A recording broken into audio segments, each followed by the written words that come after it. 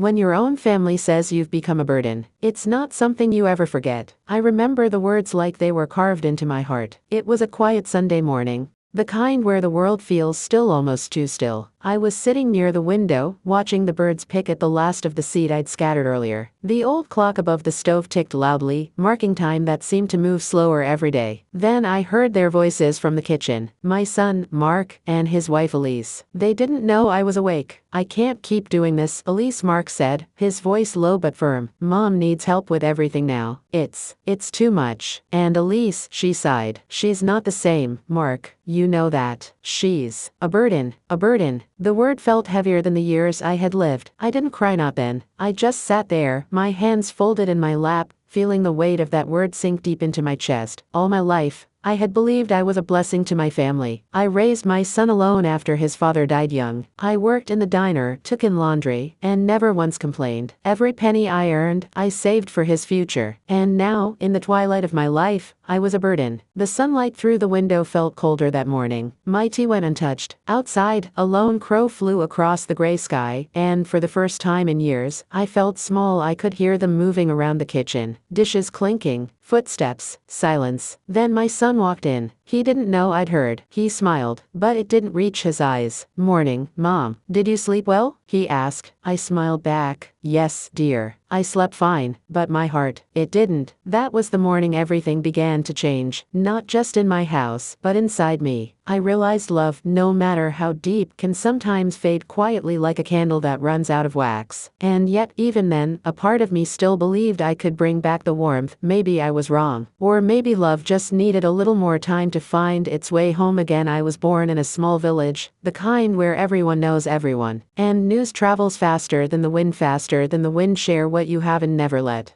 anyone go hungry if you can help it. Those lessons stayed with me all my life. When I got married, I believed life would be kind to me. My husband was a quiet man, hardworking, and rarely said much, but I knew he cared. We had one son, Arjun. From the moment I held him, I felt my world had meaning. Everything I did after that was for him. We were not rich, but we were content. I stitched clothes for the neighborhood women and sold pickles during the festival season. My husband worked at the post office. Together, we made sure Arjun had everything he needed: a good school, warm clothes, and a full plate of food. He was a bright boy, always smiling, always curious. I remember how he would come home from school and tell me everything he learned about stars, animals, and how airplanes fly. His eyes sparkled when he spoke. I would listen for hours, even if I didn't understand half of it. Years passed, and before I knew it, Arjun had grown taller than me. He moved to the city for college. I cried the day he left, though I tried not to show it. "Ma, don't worry," he said, holding my hand. "I'll make you proud." And he did. He got a good job, married a lovely girl named Mira, and eventually brought her home to meet me. She was polite, soft-spoken, and always dressed neatly. At first, I thought I was blessed. I thought, now I have a daughter too. When my husband passed away a few years later, I found comfort in the thought that I wasn't alone. Arjun and Mira promised to take care of me. "You'll stay with us, Ma," Arjun said. "You don't need to worry about anything for a while." Things were peaceful. I helped around the house, cooking, cleaning, and taking care of small things. Mira and I would have tea together in the evening. She would talk about her office, her friends, her dreams. I would just smile and listen, the way I used to listen to Arjun. But slowly, something began to change. At first, it was small enough that I told myself I was imagining it. Mira started spending less time with me. She would go to her room after dinner while I sat alone in the living room, listening to the ticking clock. Arjun, busy with work, hardly noticed. Then, one morning, Mira came into the kitchen while I was making breakfast. She looked at the counter, frowned, and said, "Ma, you shouldn't use so much oil. It's unhealthy." I smiled and said softly, "I've been making parathas this way all my life." She didn't reply. She just sighed and walked away. I thought maybe I had upset her, so I made sure to do everything the way she liked after that. I used less oil, cleaned the kitchen twice a day, even folded the clothes exactly how she did. But somehow, no matter what I did, something was always wrong. One day, she told Arjun that I interfered too much. Another day, she said I was careless. I didn't argue. I just kept quiet. That's how I was raised, to keep peace, even if it hurts. Still, I couldn't help but feel something breaking inside me. At night, when they closed their bedroom door, I would sit by the window and watch the streetlights outside. Sometimes I saw other mothers walking with their children, laughing, holding hands, and I wondered, when did love become so heavy that it turned into a burden? The house that once echoed with laughter now felt silent. Even the ticking of the clock started to sound louder, sharper. Sometimes, when Arjun came home late, I would wait up for him. I wanted to ask him if everything was all right, if I had done something wrong. But when he finally arrived, tired and distracted, I couldn't bring myself to speak. He would say, "Ma, it's been a long day. Let's talk tomorrow." But tomorrow never came. Days turned into weeks, and weeks into months. I kept myself busy watering the plants, folding laundry, cooking small meals. But the house didn't feel like home anymore. It felt like I was living in a place where I didn't belong. Then one evening, I overheard something that made my heart sink. Mira was on the phone with someone. Maybe her mother, maybe a friend, she said. "I don't know how much longer I can do this. Having his mother here all the time, it's too much." Her voice was calm, not angry, just tired, and that somehow hurt even more. That night, I lay awake for hours. I thought about leaving, about finding a small place of my own. But then I thought, where would I go? I had spent my whole life giving everything to my family. I didn't have savings, or a house, or anyone else to turn to. All I had was them, and yet, I felt invisible in my own home. Still, I held on to hope. Maybe things would get better. Maybe it was just a phase. But deep down, I think I already knew something had changed forever. The days began to feel longer after that. Each morning, I woke up before sunrise, just as I always had. I would quietly sweep the floor, make tea, and prepare breakfast, hoping the smell of hot parathas might bring everyone together. But it didn't anymore. Arjun would grab a cup of tea, rush to get ready for work, and Mira would eat in silence, scrolling through her phone. Sometimes, I tried to start a conversation. "Mira, would you like to visit the temple this Sunday?" She didn't even look up. "I have plans with friends, Ma, maybe another time." So, I would just smile and nod. "Of course, Beta, maybe next week." But next week never came either. I began noticing small things that used to feel natural, but now seemed unwanted. If I offered to cook dinner, Mira would say, "No need, Ma, I've already ordered something." If I folded the clothes, she would refold them. If I placed flowers in the living room, she would remove them, saying, "They make me sneeze." At first, I tried not to take it personally. I told myself maybe she's just particular, maybe she likes things her way. But as time went on, it became clear that the problem wasn't the food, or the flowers, or the clothes. It was me. One afternoon, I was sitting on the balcony, knitting a sweater for Arjun, something I had always loved doing.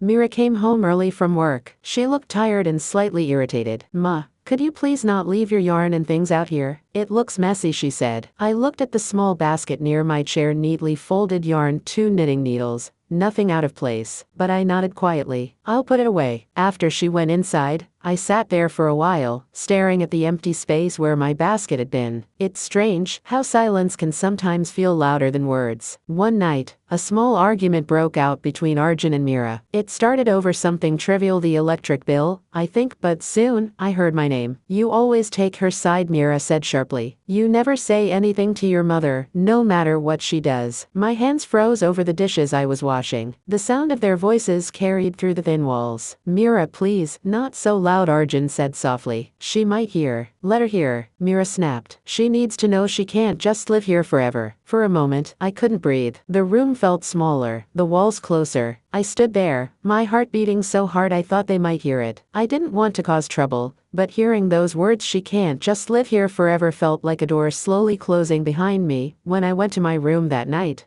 I didn't cry, not right away. I just sat there, holding an old photo of Arjun as a child, smiling in his school uniform. I remembered how he used to say, "Ma, when I grow up I'll buy you a big house, where you'll never have to work again," and I wondered, was this that house closing behind me? The next few weeks were quiet. Too quiet. Mira barely spoke to me. Arjun seemed caught in between, trying to keep peace but failing every time. I could see it in his eyes, the exhaustion, the helplessness. I started avoiding the living room when they were home. I stayed mostly in my small room, knitting, reading old letters, and listening to the clock tick. Sometimes I would hear laughter from their room, Soft, private laughter, and a part of me felt relieved that at least they were happy. But another part of me felt like a shadow in their life. Then, one morning, Mira left a brochure on the table. It was for a senior home, a place where elderly people could stay, with caretakers and clean rooms. At first, I thought it was just something she had picked up by mistake. But when I looked up, she was standing there, watching me. "Ma," she began carefully, "I just think you might be happier somewhere with people your age. You'll have company, activities, and your own space. Here, you're always alone." Her words were calm, even kind, but they cut deep. I tried to smile. "I'm not lonely, Beta. I have you and Arjun." She sighed, her tone firm now. "Ma, it's not about that. We just need some space too. You understand, don't you?" I looked at her, young, confident, certain, and I realized she wasn't asking for my understanding. She was telling me something that had already been decided. That night, I couldn't sleep. Every sound, the whir of the fan, the creak of the window, felt heavier. I kept wondering if Arjun knew, if he agreed. The next morning, when Arjun left for work, I gathered the courage to ask him. "Arjun, Beta," I said softly, "do you think I should go to that place Mira mentioned?" He looked surprised. "She told you?" I nodded. He sighed, rubbing his forehead. "Ma, please don't take it the wrong way. Mira just worries about you being alone here all day. Maybe you'll meet people, have company." His words trailed off when he saw the look in my eyes. "I'm not a child, Arjun," I said gently. "I can stay alone. I don't need anyone to look after me." "I know, Ma," he said quickly. "I know that. It's just, things are different now. Mira and I barely get time for ourselves." We thought maybe I stopped him before he finished. "It's all right, Beta," I whispered. "I understand." But inside, I didn't understand at all. The following days, Mira's tone grew colder, though she tried to hide it.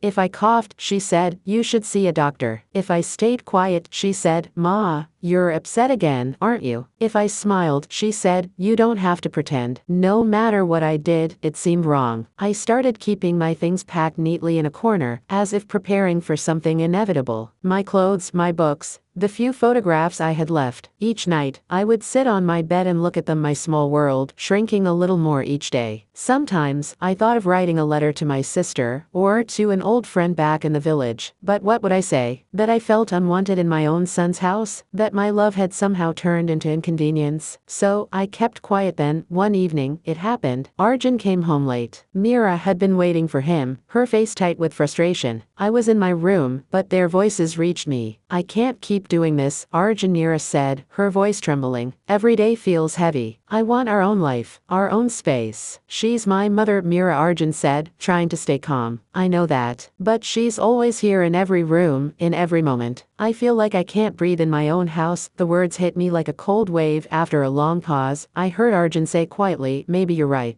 I didn't hear what came next. I couldn't. My hands were shaking too much. That night after they went to bed, I sat by the window again. It was raining softly. The kind of rain that doesn't thunder, it just falls gently, like tears from the sky. I watched the droplets slide down the glass, and thought about all the years that had brought me here, the sleepless nights, the sacrifices, the endless love. And now, somehow, I had become the problem. I wondered if all mothers feel this someday, that moment when the home you built with love no longer has space for you. The next morning, when Mira came into the kitchen, I greeted her softly. "Good morning, Beta." She nodded without looking up. "Morning then," she said, almost too casually. "Ma, Arjun and I talked last night. We think it would be best if you stayed at the senior home for a while, just to see how you feel there." I nodded slowly, my voice barely above a whisper. "All right?" And in that one word, "all right," I gave away everything I had left. That evening, I packed my small suitcase, a few saris, my knitting basket, the photo of Arjun in his school uniform. I folded them carefully, as though each fold was a piece of my heart. When Arjun came to drop me off, he looked nervous. "It's just temporary, Ma," he said. "If you don't like it, we'll figure something out." I smiled faintly. "Of course, Beta. Don't worry about me." He hugged me quickly, too quickly, and then turned away. I watched him drive off, the sound of the car fading into the distance. The silence that followed was unbearable. I stood there, suitcase in hand, looking at the gate of the senior home. The board read Shanty Dam, a home for elders. A home. I thought I already had one. The room they gave me at Shanty Dam was simple: a single bed by the window, a wooden chair, and a small table with a vase of plastic flowers. The walls were painted pale yellow, the kind that tries to feel warm, but never really does.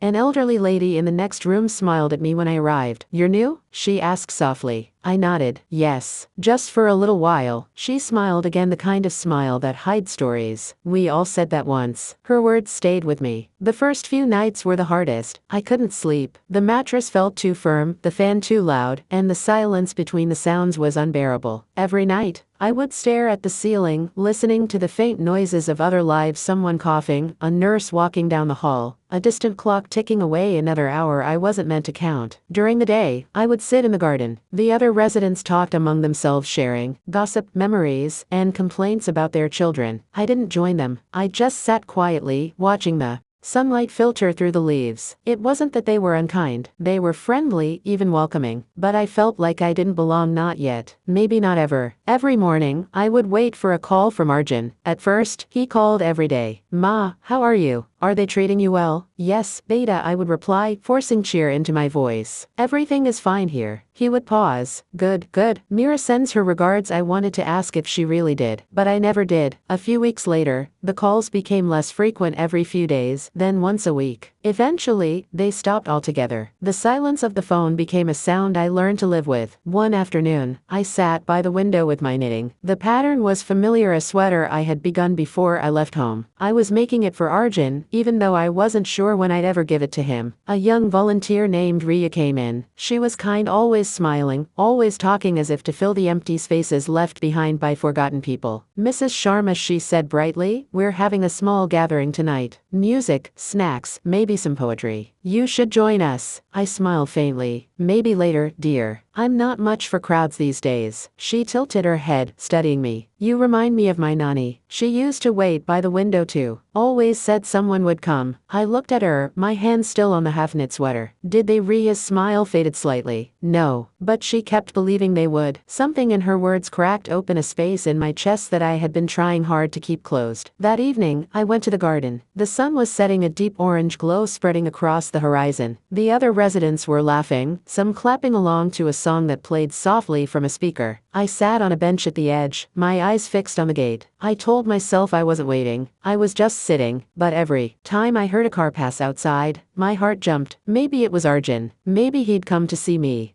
Maybe he'd realized, but the cars kept passing, none slowing down. I turned my gaze back to the fading sky and whispered to no one, he must be busy. The wind carried the words away before I could believe them. Days turned into weeks. Routines became predictable: breakfast at 8, lunch at 1, evening tea at 5. Sometimes, I joined the others for prayers or songs, but most days, I just stayed near the window, watching the world move without me. Then one afternoon, Ria rushed into the room with her phone in hand. Mrs. Sharma, you've gone viral. I blinked, confused. Viral? She laughed softly and showed me a photo. It was me sitting by the window, looking outside. Someone had taken it during one of the volunteer visits. The caption read, "She waits for someone who promised to return." Thousands of people had liked and commented. Some said, "This reminds me of my mother." Others wrote, "Call your parents before it's too late." I didn't know whether to smile or cry. It was strange, the world suddenly cared about my waiting, but the one person I waited for still hadn't called. A few days later, Ria entered my room with a different kind of energy, quiet, hesitant. "Mrs. Sharma," she said, "there's someone here to see you." My heart raced. "Arjun?" She smiled softly. "Yes." I stood up quickly, my knees trembling a little. I smoothed my sari, wiped my eyes, and walked to the visiting area. When I saw him, I almost didn't recognize him. He looked tired, older, but still my son. "Arjun," I said softly. He smiled faintly. "Ma." For a moment, we just stood there. The air between us was thick with words we didn't know how to say. He looked around the room, his eyes lingering on the plain walls. "You're comfortable here?" "Yes," I said quietly. "Everyone is kind." He nodded, still not meeting my eyes. "That's good." There was a long pause. Then I asked the question that had been burning inside me for weeks. "Why did you stop calling, Beta?" He sighed, running his hands through his hair. "Work's been hectic, Ma, and Mira's been. She's been stressed. Things have been complicated." "Complicated," I repeated softly, as if tasting the word. He looked guilty. "I'm sorry, Ma. I should have visited sooner." I smiled faintly. "It's all right, Arjun. You're here now." But the truth was, I could feel the distance between us, not the physical kind, but the kind that grows silently, like a shadow that never leaves. As we talked, Ria brought tea for us. I watched Arjun sip his quietly, looking around as though he couldn't quite fit me into this new world of his. Then, almost hesitantly, I said, I knitted something for you. I handed him the half-finished sweater from my bedside table. He looked at it for a long time before speaking. You still make these? I nodded. It keeps my hands busy. My heart too. He smiled a small, sad smile. It's beautiful, Ma. I reached out and touched his hand lightly. You used to love the blue ones. He looked down, eyes glistening. I remember. For a moment, he looked like my little boy again, the one who used to run into my arms after school. The one who once said I was his whole world. But then his phone buzzed. He looked at the screen, frowned, and stood up. I have to go, Ma, he said quietly. Mira's waiting. I tried to hide my disappointment. Of course. She must be wondering. He hesitated for a moment, then leaned down to hug me. I'll visit again soon. I wanted to believe him. I really did. As he turned to leave, I said softly, Arjun. He paused. Take care of her, I said. And don't forget to eat on time. He smiled faintly. I won't, Ma. And then he was gone. After he left, I sat on the same bench in the garden, holding the half-empty teacup he'd used. It was still warm, like a fading memory. For the first time, I allowed the tears to come, not loud, not desperate, just quiet streams that carried away everything I had been holding inside. I realized then that I wasn't crying because he left. I was crying because, deep down, I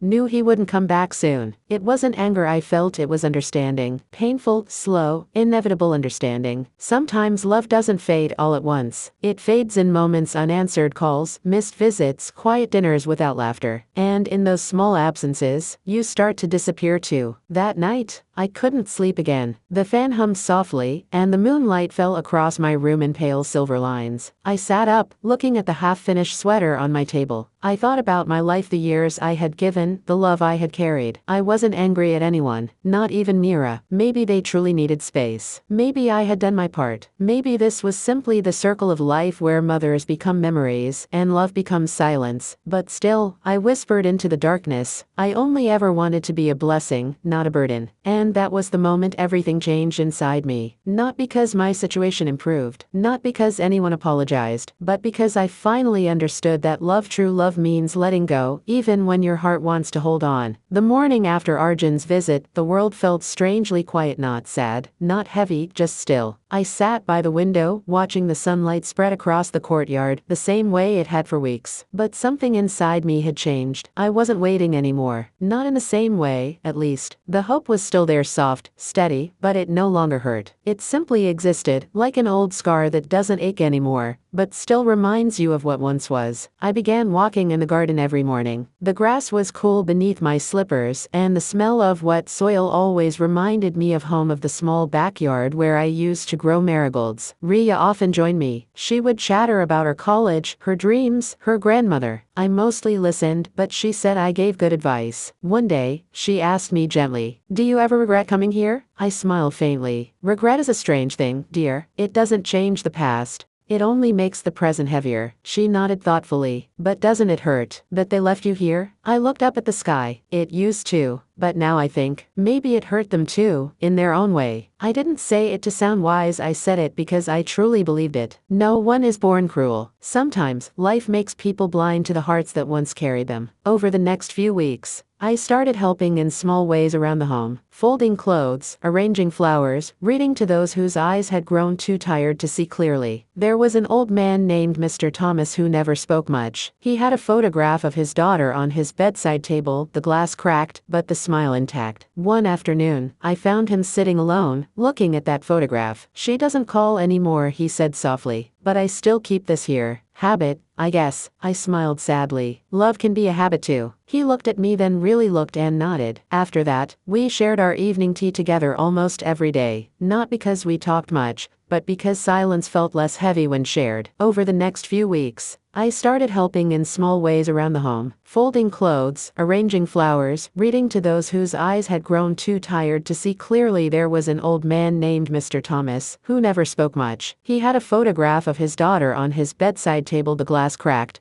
but the smile intact. One afternoon, I found him sitting alone, looking at that photograph. She doesn't call anymore, he said softly, but I still keep this here. Habit, I guess I smiled sadly. Love can be a habit too. He looked at me, then really looked and nodded. After that, we shared our evening tea together almost every day. Not because we talked much, but because silence felt less heavy when shared. After that, the words began to come easily. I wrote about my childhood in the small village, the smell of fresh radish on the stove, the first time I held Arjun in my arms. I wrote about Mira's smile when she first visited after their wedding, and I wrote about the silence not as something cruel, but as something that teaches you what love really means. One afternoon, the caretaker called me to the front office. "There's a parcel for you," she said. "A parcel?" My heart skipped a beat. It was from Arjun. Inside, there was a letter and a few things: my old brass bowl, a framed photo of our family, and a shawl I had left behind. The letter was short, written in his familiar, uneven handwriting. "Ma, I don't know where to start. Mira saw your photo online,"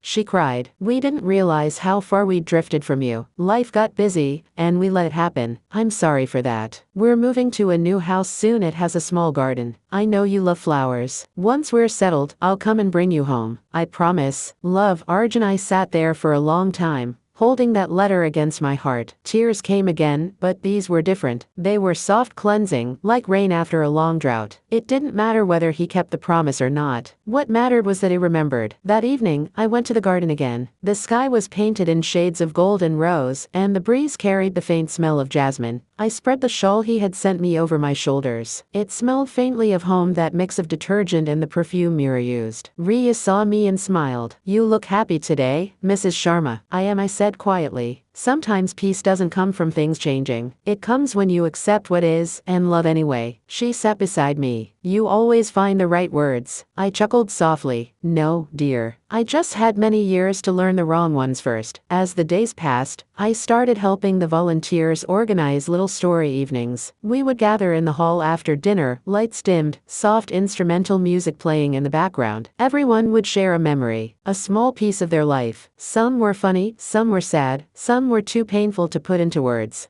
When it was my turn, I told them about the first time I realized love was more about giving than receiving.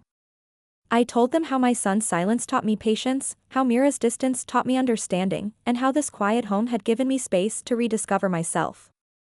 People listened, not out of pity, but connection. Because deep down, all of us were just looking for a place where our stories could still matter. When it was my turn, I told them about the first time I realized love was more about giving than receiving. I told them how my son's silence taught me patience, how Mira's distance taught me understanding, and how this quiet home had given me space to rediscover myself. A month later, on a Sunday morning, Riya came running to my room, excitement lighting up her face. "Mrs. Sharma. Someone's here." I looked up, startled. "Who?" She grinned. "Your son." My heart raced. "Arjun?" "Yes. And Mira too." I stood up quickly, my hands trembling. When I stepped into the courtyard, I saw them standing there, Arjun holding a small bouquet of yellow marigolds, Mira beside him with tearful eyes. "Ma," Arjun said softly. I didn't move. I just looked at them, my heart too full for words. Then Mira stepped forward. "I'm sorry," she whispered. "We were wrong. You're not a burden. You're our blessing." I smiled through the tears. "Shh, Beta. Life has its ways of teaching us. I'm just glad you came." She hugged me tightly, and for the first time in months, I felt the warmth of home again, not the walls, not the roof, but the feeling of belonging. They stayed for the whole day, helping in the kitchen, talking to the other residents, laughing softly. Before leaving, Arjun said, "Ma, next month we'll bring you home. The new house will feel empty without you." I looked at him, smiling gently. "I'll come, Beta. But even if I don't, know that I'm at peace now." He frowned slightly. "Don't say that, Ma." I touched his cheek. "Love doesn't need walls to stay alive. You carry me with you, always." He nodded, eyes glistening. That night, as I sat by the window again, I watched the moonlight fall softly on the courtyard. The same window where I once waited now felt different. It wasn't a window of longing anymore. It had become a place of peace. In the distance, I could hear laughter from the staff room, someone singing an old tune. And for the first time in a long time, I smiled not out of habit, but from the quiet truth that had finally settled in my heart. Sometimes, love comes back not when you chase it, but when you learn to live without expecting it. Night settled over the small care home like a velvet blanket. The garden lamps flickered, throwing golden circles on the damp earth, and somewhere in the distance, a train horn echoed slow, fading, familiar. I sat by my window again, the same one where my story began. The difference was, I wasn't waiting anymore. I had learned that waiting is only painful when you expect things to return exactly the way they left. But love changes form. Sometimes it returns as a letter, sometimes as a memory, sometimes as a quiet acceptance that fills the empty spaces inside you. I looked down at the garden where Ria and the other volunteers had lit small paper lanterns for the festival. Each one floated gently into the sky, carrying someone's wish. When Ria brought one to me, she smiled. "What will you wish for this time, Mrs. Sharma?" I thought for a moment, then said softly, "I don't need a wish anymore, Beta. I just want gratitude for all that I had, and even for what I lost." She tilted her head. "That's beautiful," I smiled. When you live long enough, you realize the heart isn't meant to hold on forever. It's meant to let go, lovingly. I held the lantern in my hands for a moment longer, whispering a quiet thank you to my son, for teaching me patience, to Mira, for teaching me forgiveness, to Ria, for reminding me that love can come from strangers, and to life itself, for showing me that even endings can feel like beginnings.